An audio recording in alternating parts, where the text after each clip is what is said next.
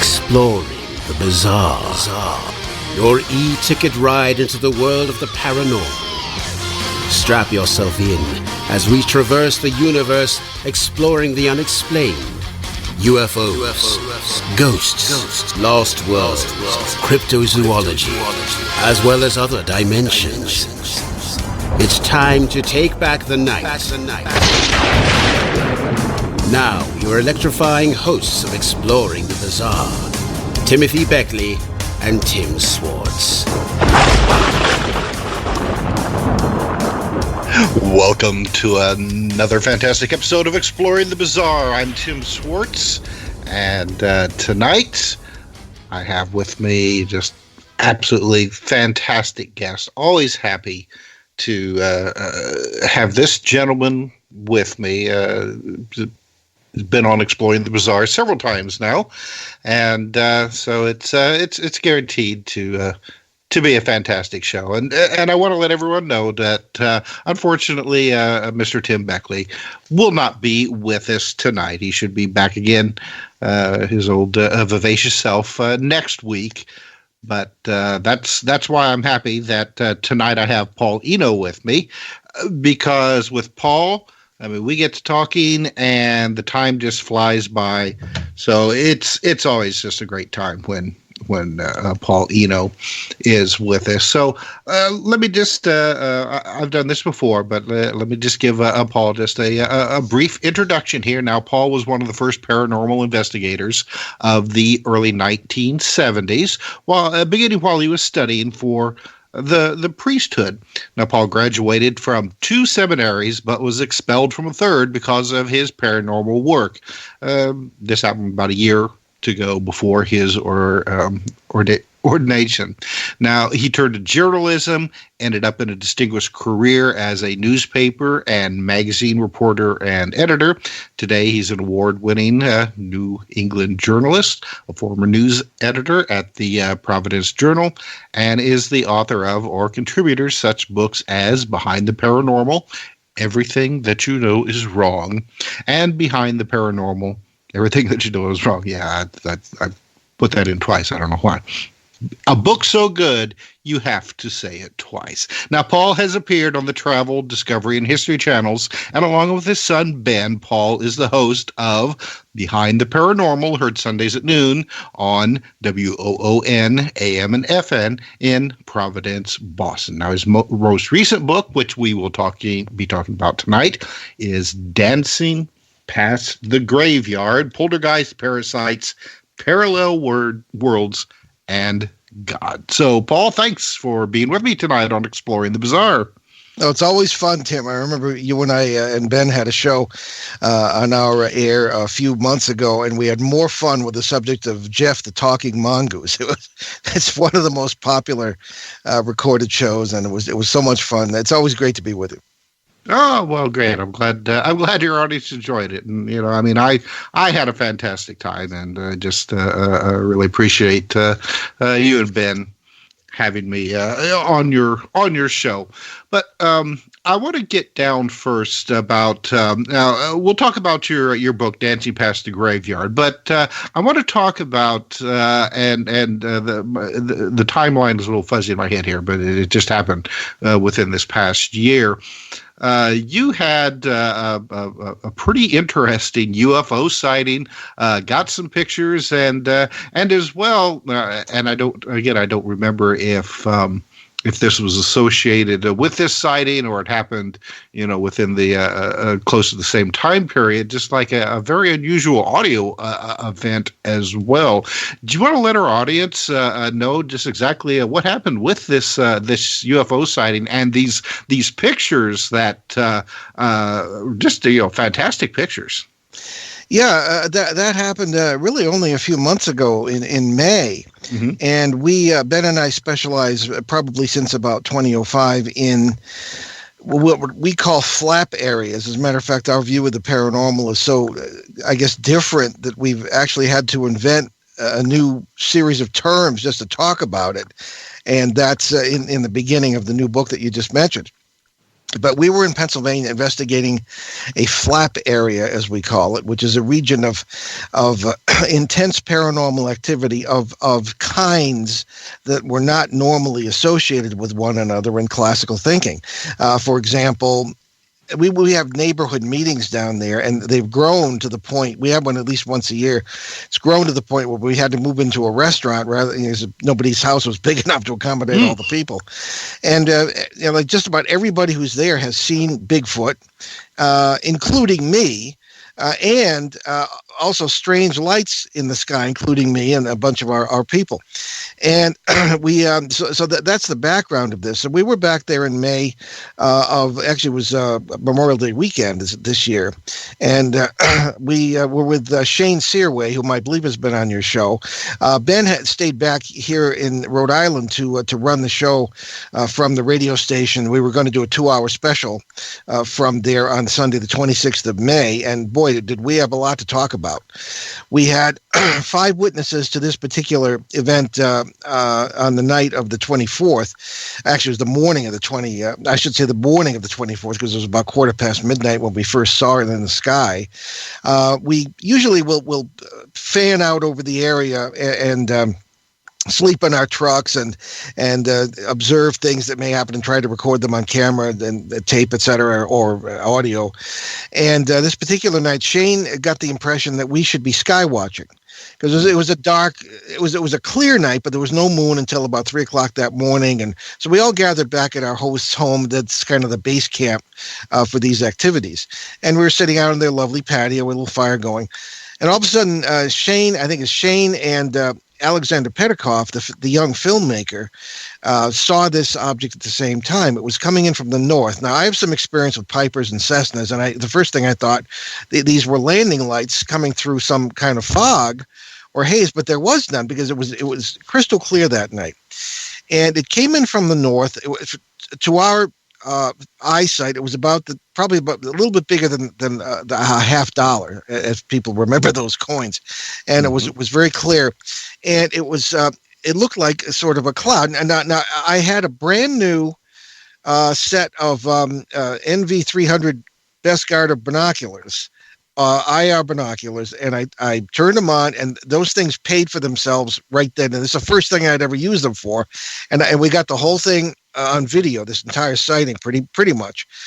And as we watched, an object came out of this haze and followed and on the video you can see it's following the larger object across the sky from west to east, and almost as if we were meant to see it somehow, very slowly.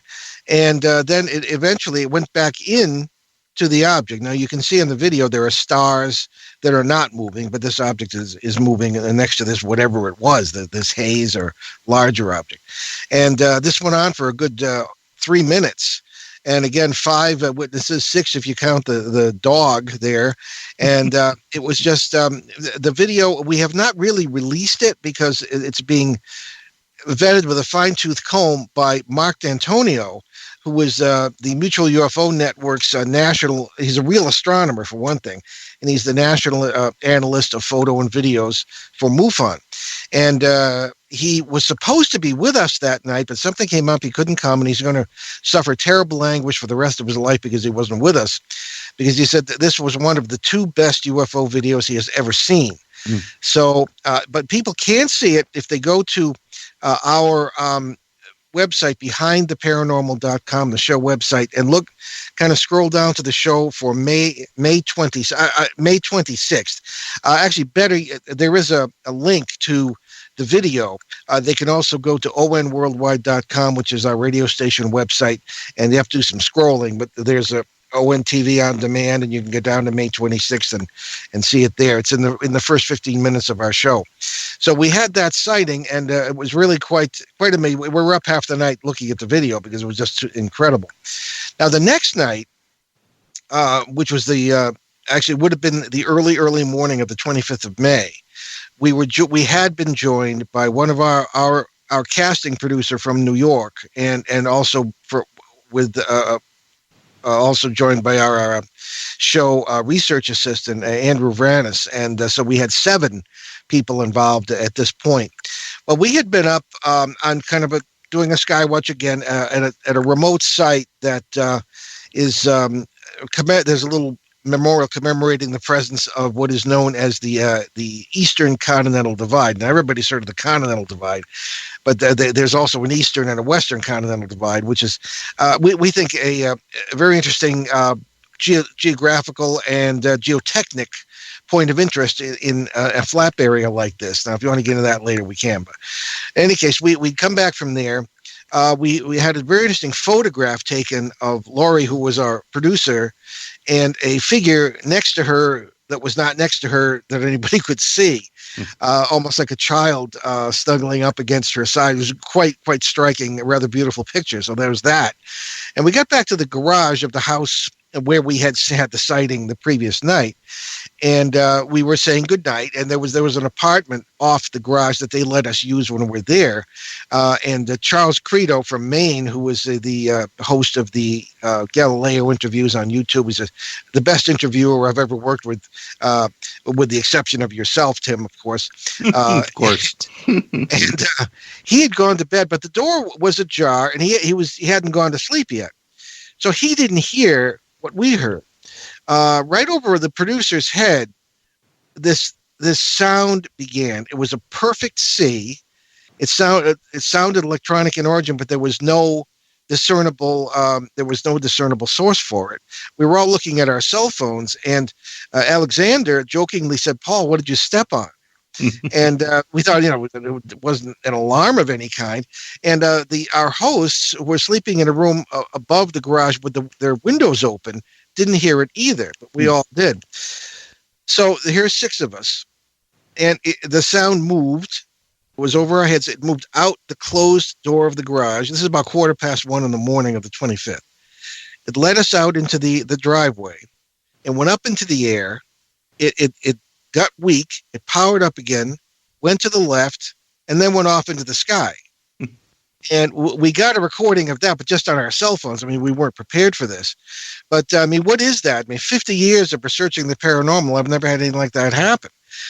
Ben, who I wish he'd been there, but he is a sound expert, that's what his degree is in, was back at the station. And when he did hear it, he noted a couple of things. It did not decay. It was a perfect C. There was no extraneous. It's been analyzed. There were no extraneous sounds. It's just this perfect, we call it the tone. Mm-hmm. So the only thing we did differently in this trip which we've been working on this flap area case since 2006. It's only just getting started. We work on cases for years. There's one in Connecticut we've been working on for 14 years. And the thing that was different was we used music. And in other words, Shane Searway played some tones that he had obtained from Mount Shasta, which is, because New Age Central. And I was playing some music that I find very haunting and beautiful by the American composer Morten Lauridsen, Scandinavian American composer. And he writes some liturgical music, and he writes various forms of music that use dissonance. In other words, notes that usually clash with one another, but he writes them in a very beautiful way, and it's brilliant. So I was playing that, and so whether that had anything to do with these remarkable experiences, I don't know, particularly that tone at the end. It was almost as if something was, I don't know, signaling to, we're still kind of working that out. And that we have not released publicly either, but it is, again, being played in that May 26th 2-hour special that we did, so people can see it there. So that's the story with that, and so we're looking forward to going back and seeing what else. Well, it does seem to be kind of a coincidence, though, that previously you had been playing music, and then here's this response, this perfect C tone coming out of nowhere. Yeah, the people who were well within hearing didn't hear, except in our particular group. Mm-hmm. Well, I don't believe in coincidence, Tim, and neither do you. So no, interesting. Well, and it's interesting because you know that there is technology. I mean, we have technology where you can produce audio at a very narrow beam. Yes. where only a certain, just a very isolated location can hear it. Heck, they even have a version of it at Walmart. That's it. Well, that's why we're very like we never make any claim. I mean, this video of the UFO. I mean, that's you'd have to be, I don't know, crazy to deny that it's something weird anyway. But the tone, we make no claims, Ben and I, and we just put it out there when we feel it's ready, and people can make their own decision. But I mean, the video I think speaks for itself. But the tone, I mean, we're still reserving judgment on that. But it was very, very unusual and strange, and again, no discernible source, which doesn't mean there wasn't a source that's explainable. Mm-hmm. But and then going off into the sky like that was really really amazing. It was quite inspiring, actually, I think. Well, now, do you know, has anybody else in that area? I mean, you had said before that this area had been kind of like a hotspot for all kinds of weird and wonderful activity. Has anybody else reported hearing unusual sounds? I mean, maybe not necessarily tones or music, but just, other unusual audio events? Well, yeah, there are lots of reports of vocalizations, presumably from Bigfoot or some other cryptid, perhaps, or something else. But we've not been. As a matter of fact, we at the neighborhood meeting, which happened to be the afternoon of the 25th, at a restaurant, we had like 35 to 40 people there.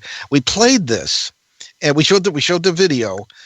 There one or two people had said they had seen things in the sky like that before, because I don't think it was a craft, at least not the main body of this haze. Mm-hmm. I think it was an intersect point, because the area is full of these. And this is one of the terms we had to invent to talk about the overlapping or overwashing of parallel worlds that allow things to manifest in flap areas. I mean, that's a bit simplistic, but it essentially comes down to that. I think that's what it was. And people have seen that sort of thing before, but nobody had heard a tone like that, at least not in that room. And we did play it, such as it was. Right. Now, as you said, Ben is an expert along those lines. I mean, is there any kind of what would the word be? I'm thinking of, maybe, spiritual or ritualistic significance to that kind of audio tone. I mean, I know that churches, they chant at a specific rhythm and cadence and things like that to produce various effects on on the mind and body. What about something like this? Well, there is something that Ben did sort of nail down, and that was a Tibetan singing bowl. Okay. Yes, that's what I was thinking of. Yeah, okay. And there was one on the back porch of this house. I mean, with all the experiences these people have, a couple of people grew up on this property, and they become very spiritual as a result of the weird experiences. And so we actually went out. Here was, by this time it was about 1:45 in the morning, and we're banging around on this bowl. And but it was at first it was not a C. It was not the same tone. Mm-hmm. And I see our producer has the tone, I think. Yeah, if she wants to play it, I don't know. That's great. Yeah, well, when we come back from the bottom of the hour break, we'll come right into playing that. So. Sure. But we did try that, and the tone, first of all, was not only not a C, it decayed, and it did all sorts of things that this other tone did not. So it wasn't somebody out using the bowl. Right. It when you talk about how it doesn't decay, I mean, it reminds me of the audio recordings of poltergeist related knocks and raps that were recorded and then analyzed years later with more sophisticated equipment that showed a distinct difference between, say, somebody just knocking on a wall and and those. And I'm trying to remember now. It wasn't so much like they decayed, but it was almost like the sound started in the middle and then just ended, rather than just like the slow build up, the high middle parts, and then the as it slowly descends. I'm not an audio expert. I don't know the proper terms. I wish Ben were here. I know Ben's been on the show before, but I hesitate to put words in his mouth. But again, it's been analyzed, and also Shane Searway analyzed it. He has some sound expertise, and he's got people who work with him as well, and they analyzed it, and then they took it apart. They played it in reverse to see if there was any, for lack of a better term, message or anything. And there just was absolutely pure sine wave, as I've heard the term used. Just seems to be very simple and very, I think, very beautiful. And it was just, we felt as though it was kind of meant for us. And again, especially because there were 3 other people within an easy earshot and they didn't hear it. Well, now you talked about the UFO sighting and how you felt that it was maybe a product of intersection points. Is that what you say? Well, that's my opinion. That's our view. Is that flap areas result from multiple intersect points between various parallel worlds that don't always have the same laws of physics. Right. And it's out there, but it is good physics as it's known. And now physicists will interpret this in a number of different ways, but we've had the likes of, eminent people like Dr. Fred Allen Wolf on our show agreeing with our interpretation, most of it anyway. And we don't get it from classrooms. We get it from being out there, and me being out there for 50 years in the trenches, and I can't think of any other way to, and we've talked about this before, I can't think of any other way to really explain it except multiple intersect points and overwash points where, and the very idea of the Bigfoot in this area, where does he, she, or it come from, and where do they go? I mean, it's not a wilderness area, but it is rural. You've got a lot of open country. You've got woodlots, maybe 10, 15 acres. But there is a reasonably large population of humans. I mean, everybody sees this. I've seen it there, much to my shock. And I think we've talked about this before, too, in 2016. Shane has seen it. So, I mean, it's... there's more to this than just some big primate that's really good at playing hide and seek. Oh, well, considering like the UFO, it makes you wonder whether or not you were seeing all of it. As I heard, a physicist once described as talking about different dimensions, and how if you had somebody from a higher dimension try to intersect ours, it would be almost like we'd be fish in a fish tank with somebody putting their finger in the tank, and all you would see would be the tip of the finger, and that would just look like it was appearing out of nowhere.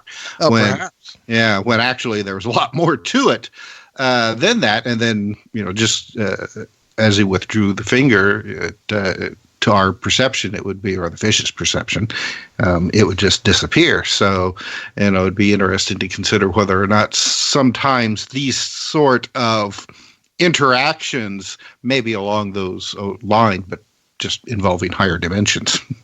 Yeah, well, that's it. Well, any idea is a good idea, because as it's often been said, there are no experts in this field, just people with interesting ideas and experiences.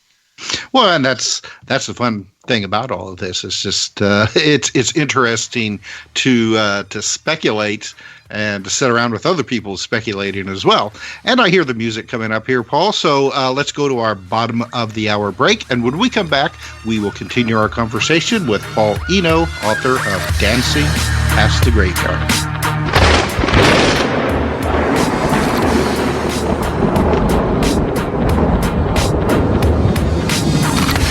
Now back to exploring the bizarre with 2 of the most electrifying researchers in the paranormal. Your hosts, Timothy Beckley and Tim Swartz. Welcome back to Exploring the Bizarre. I'm Tim Swartz.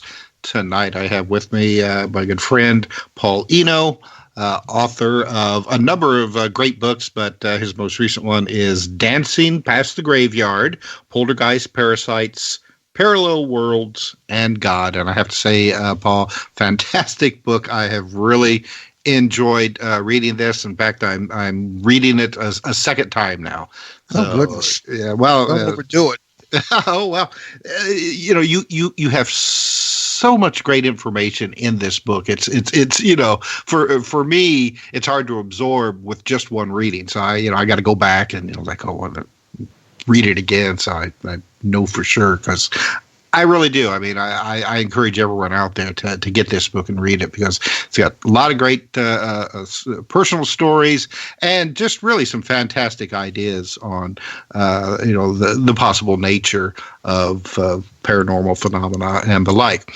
All right. Now, Tina, our producer, has a recording of this C note that you described in our first segment, Paul. Now, you say it was recorded on a cell phone. Yeah. So the audio, the audio quality probably isn't the best, but still managed to get it. So, Tina, why don't you go ahead and run that for us?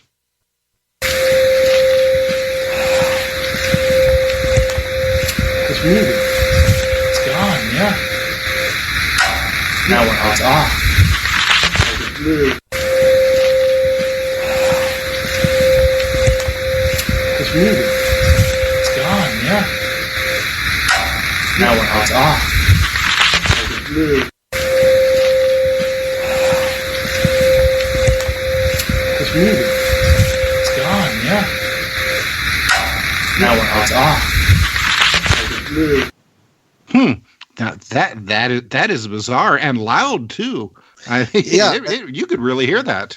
That's it, and it sounds like it's oscillating, but it wasn't. It was just perfect. And that was Alexander Petikoff saying it's off, and that was me saying it's moving. Mm-hmm. So anyway, but quite the unexpected experience. Not that anything in this field is ever expected. But that's a good one, and to be able to capture that, at least on cell phones, that's fantastic. And I should mention that we're going to have Alexander on the show next week. Oh, excellent! Yeah. So my honorary son. I'll tell him you said that. He knows.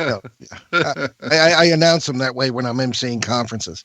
All right. No, so let's talk about your book, Dancing Past the Graveyard. And I mean, would you consider this a sequel almost to your other book?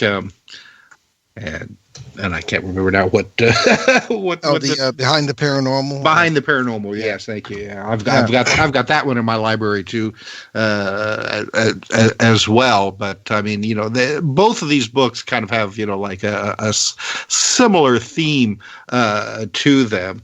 But Dancing Past the Graveyard seems to be more of like an updated version almost of your previous book. Well, perhaps I did.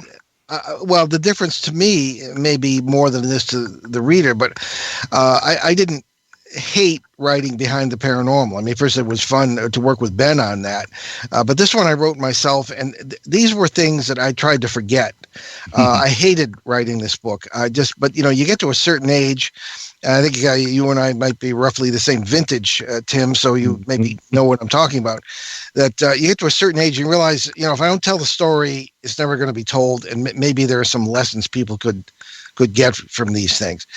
Some of them are expanded versions. Some of the case studies, at least, are expanded versions of things I'd written about in previous books. But again, they're rewritten, and I added more information as I found old notes, or certainly memories. And so there's some of that, but the basic overall theme here is the same as Behind the Paranormal. That in our experience anyway, this idea of parallel worlds has much more to do with it than dead people do. Because at least in our point of view, we could be entirely wrong. It's the first thing we say, but at least to us, it seems that the classical view of particularly ghosts, you get a material world and a spirit world, is very two-dimensional. And just is in no way good enough to explain what I've seen over the years, and certainly Ben agrees with that. So I kind of think it stands alone. But for people who have read the other books, if it's a sequel, that's fine too. Well, and I really appreciate there's a part in this book where you state that still. people's attitude when it comes to ghosts and hauntings are really, I mean, they haven't changed since the 19th century and the early spiritualist movement. Oh, I don't think they've changed since the last ice age. Really, no, it's true. Yeah, the spiritualist movement, that just sort of popularized things. But it's just, I mean, when it really started changing for me, really was in 70 through 72 in my first field case. And I don't write about that in this book. It's in Behind the Paranormal. This is PAUL ENO's first case.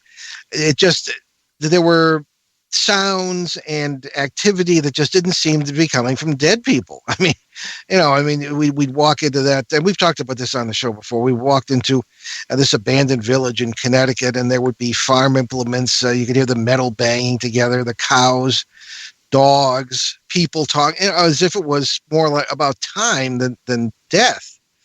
There were a lot of oddities, spatial oddities, sounds moving in unnaturally rapid fashion. But I've run into that in subsequent cases many, many times, where what you're dealing with seems to be up by the ceiling or even outside or just not even in the same spatial relationship. And to me, this is a parallel world with a little bit different laws of physics, sometimes very different. But that's how I interpret it. So I think that, none of it fit the old paradigm. Well, and the interesting thing about these books and your speculations, because I mean, that's all that we have right now. It's just speculation on. We do the best we can. Right, and what this phenomena is that your idea is that rather than dealing with discarnate entities of say Great Aunt Marge who can't rest and is still wandering the house, that people may be experiencing almost like bleed overs from alternative realities, which there's probably an infinite number of alternative realities, some of them with the ability or maybe it's just like a natural type of event that bleeds through into this reality. Yeah, I mean, I couldn't put it better myself. I think that's Aunt Marge, running down the hallway 3 years after a funeral. Maybe, it sure could be some kind of spirit, but actually, under the laws of physics in our world, the notion of spirits having full knowledge and memory and all this is not possible. So that kind of puts a damper on that. But I think it's much more likely you've got, as you would put it, a bleed over from a world where she never died. And sometimes the laws of physics are such that they can be aware of us, and it's not considered weird. Right. Well, okay. Now that that's interesting that you would bring that up, because there's the chapter in your book where you write about where you'd gone into the little chapel at the hospital because apparently there had been at least impressions of a haunting, and a psychic had told you that there was the spirit of a man waiting around for his wife to pass over. Right, yeah. And I found that fascinating because apparently the person that you managed to have a communication with may be living in a reality where this kind of interreality communication is commonplace. Yes, that's apparently what it was. His name was Gilbert. And just as an aside, one of the reasons I hated writing this book was that for 50 years I've been telling people, do not do this. Do not do the mediumistic stuff. Don't use Ouija boards and everything. And I didn't do that. But I don't really interpret this as me being mediumistic, because that implies talking to the dead. And I've never met anybody who's dead. I mean, it just this seemed to be a fellow, and the chapter. This is chapter 1 of section 2, I believe you're referring to. Yes. And it was Ogdensburg, New York, and St. Lawrence State Hospital, where I had been working with a priest with assisting him at exorcisms, which I was very surprised at because the seminary authorities were very, very sympathetic to my paranormal research at this particular institution. And I went to 3 seminaries because there are 3 different academic levels. Okay, so this is the college level, and I was very surprised how receptive they were. However, there was I would visit the seminary under the guise of pastoral training. Some of the seminarians did, and I would visit with patients as well. And this particular chapter was set in the haunted ward, as people have come to call. But it's only been weird for about a year, and the staff didn't like to be there at night. And I encountered one patient, a good old Catholic woman, who nevertheless said she was a psychic medium. And I said, you realize that, Catholics aren't supposed to do that. She said, oh, it's fine. Like he couldn't argue with her. So she said the guy's waiting. He's going to take his wife home. And the obvious implication for one who embraces the old paradigm is the guy, she was going to die, and the guy who was already dead was going to come and get her and take her home. So that's, perfectly. Take her to the afterlife. In that paradigm. Mm-hmm. I'm sorry? I said take her to the afterlife. Yeah, right, exactly. Right. I said, in the introduction of the book, I give examples of how I was the biggest pain in the neck questioner both my grammar school teachers and my seminary faculty had ever encountered. I would ask all these weird questions. They act like nobody had ever asked that before, like about Jesus being in the tomb for 3 days. And I just point out that, Friday sunset to Sunday sunrise is not 3 days. And they get all frustrated, so things like that. Anyway, I was a pain in the neck. So I was the same thing in the paranormal world. So I said, I'm going to just on a hunch went into this little chapel. It was very sort of undeveloped. It was just really a room with a couple of chairs. It was supposed to be a chapel.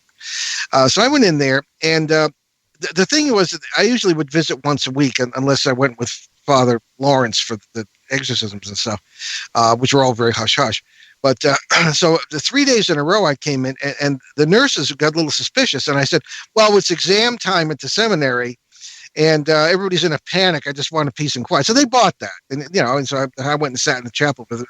But instead of studying, which I should have been doing, I was attempting to just get into a meditative state and see who or what I would encounter. Now, there's a lot of parasite activity at this hospital. And so I was a mile away. I would have left had there been any hint of a parasite or negative entity. Mm-hmm. There's not in this particular case. However, this was the first experience of this kind of communication that I would have. And I encountered this fella who spoke English. Very often they don't, but he spoke English with a very, very strange kind of word order and pronunciation. And I didn't quite know what I was dealing with. It wasn't frightening. It was just weird. And like he would pronounce, the first thing I heard was right in my ear was hello, not hello, but hello. Okay. And he would pronounce a word. I had to kind of get through what he was trying to say, but neighbors, he would pronounce, there was accent in the wrong syllable instead of neighbors. And the story came out, at least if I interpreted it correctly, that he was waiting for his wife, and he was going to take her home. And I said, gee, could this woman be right? But then he goes, it turns out he's at the railway station across the St. Lawrence River, which was a mile wide at that point, in Prescott, Ontario, Canada, at the Canadian National Railway Station, where I'd taken the train to Montreal like 100 times. He was waiting for his wife to come in from Montreal, and he was going to take her home when she got off the stupid train. So, that's what it was about, according to this guy. Mm. I can just imagine, without that multiversal paradigm, how this very sensitive woman could have picked this up, and what else could it be but a dead guy waiting for his wife to die, and so it made perfect sense to me that you could interpret it this way. But on the other hand, I was totally flabbergasted. I was rather upset because I had not encountered anything like this. Certainly not my own experience, but not even in any of the paranormal literature. And I kind of went back to the seminary, and I kind of like closed myself off. People were kind of wondering if I was sick. I couldn't deal with this because, Tim, I don't know if you've encountered this or not. You probably have with your long experience. But the things that are really the scariest are not always the phenomena that occur. They're the things that smash your belief system. Mm-hmm. Yeah. That's really all we have to cling to. And I had a whole line of these things in the 70s that just, obliterated things I was trying to cling to, and mainly sort of a theological, a semi-theological approach to them. So we had a very normal conversation, and the thing that this Gilbert stressed to me was that it was perfectly normal in his version of the world to talk to neighbors such as me. And I had to get through that. I said, I'm like a mile away across the water in Augsburg, and he wasn't like there right then when I was, but it was some sort of parallel reality. And that really, I had no idea what I was experiencing or how I would eventually interpret it, but it just was very scary because it smashed sort of a belief system and took me totally out of control of the situation. But the laws of physics apparently were slightly different. There had been a different timeline, even though Einstein proved it's all simultaneous. There is no time. But apparently the English language had developed in a slightly different manner, and his society developed it in a way that they could talk to neighbors, where it was here, they'd either block it. And the funny thing was that here I am, and I usually answer verbally in these cases. I very rarely do this. All I needed was the staff of a psychiatric hospital who was surrounding this room to hear me talking to myself. So that was the last time. But in any case, it was that didn't happen, and everything was all right. But it just threw me for a loop. Really, that was my first experience. A multiversal contact in that way, in my opinion. But the interesting thing also is that these strange feelings that people in this hospital have been having have been going on for about a year, and right. The lady had told you that it was because this guy was waiting for his wife. So a year in our time was completely different than his. You're very observant. That's true. I mean, and that struck me too. And I've run into this before. Like the time, which is at least according to, Einstein, essentially in relativity in 1952, essentially said that it was all simultaneous, and the past to future flow that we think is objective is really very subjective, and it's just a function of our consciousness. And Amit Goswami, the great, philosopher / physicist / mystic, has said that the sense of self is an illusion. It's just a sense of self-reference. So all these things indicating that time apparently flowed very differently in his world, because over the 3-day period, it wasn't the whole 3 days. It was several hours on each of the 3 evenings. He would fade out and then come back unexpectedly, and then he said the same thing about me. And but this was unusual because in subsequent communications with other people and whatever else they were, they would very often be frightened of me because they would see me like as a mist, or the voice was, they couldn't see any source of the voice. And because this makes me wonder about the tone. Maybe it was something coming in from a parallel reality and there was a source, but we couldn't say. I don't know, who knows? So there have been all kinds of experiences with all kinds of creatures, most of whom did not speak English in any way we understood, or any language I knew. Others were totally nonverbal. I mean, and there was a very alien sense about it. So I mean, everything seems to be out there and accessible. And one wonders about the philosophical and spiritual implications of this. But there are a number of cases like this in the book. Well, I've often considered myself whether or not that whatever it is that makes us, whether you call it your soul or spirit, essence, consciousness, whatever. I've had the feeling that our consciousness extends not only in this reality, but in all the other infinite realities. And I kind of base this sometimes on some dreams that I have had where I have been living in a world where I know people, know them well. In these dreams, I know have known these people all of my life, very familiar with their background and our background. And then when you wake up, you realize did my mind just make that all up? But there's also almost like this profound sense of loss that I woke up and these people are gone now. So, it just leaves me to wonder sometimes whether or not this is not a reality that I did experience my essence in some other reality. Well, Tim, I couldn't have put it better. The same thing happens to me. And you think of the old thing from the Old Testament, Joel, young men will see visions, old men will dream dreams. Mm-hmm. And that's Ben and me. And that's a lot of young people and a lot of older people, especially if they're close to each other. And I think it is absolutely glorious. I think it's wonderful. There's far more positive energy out there than there is negative. And the dreams are we're planning to do some more shows on this. I think it's an integral part of the whole multiverse thing. And I think it's wonderful. I think the best thing you can say, I think, is that even if you have no one, if you've lost everybody you love, you haven't. You are never alone, and you are always loved. Right. All right. Well, unfortunately, we are coming rapidly to the end of the program. So why don't you let our audience know where they can find your books, websites, your radio show, and things like that. The 2 minutes or less that we have. Sure. 25 words or less. Yeah. Well, two of the most recent books, some of them are in stores, especially the new one. Barnes & Noble usually has it. If you want an autographed one, not to be egotistical, but you can go to behindtheparanormal.com, our show website. You can get books there, and we'll be happy to autograph them for you. And there are a bunch of recorded shows there and all kinds of interesting information, and I think you'd enjoy it. And there's also newenglandghosts.com with a lot of case history. So there's plenty to look at.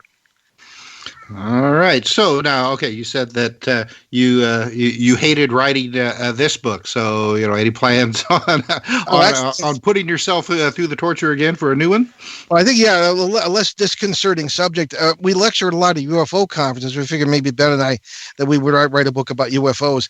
And I have to say that event in May, that sighting gave us chapter 1 right there. So, we're working on that'll be our third book written together, and we hope it'll be out by the end of next year. All right. Well, I can't wait to read that. So, Paul, we're going to have to close it up. So, Paul Eno, thank you very much for being with us tonight on Exploring the Bizarre. Thank you very much, Tim. You're always one of my favorite people. Well, thank you. And next week, hopefully, Tim Beckley will be back with us. So, thanks for listening, everyone, and appreciate you tuning in. So for next week, goodbye. You've been listening to Exploring the Bizarre with hosts Timothy Beckley and Tim Swartz. They're taking back the night by jetting non-stop across the cosmos in search of the truly bizarre and totally unexplained, with you as their co-pilot.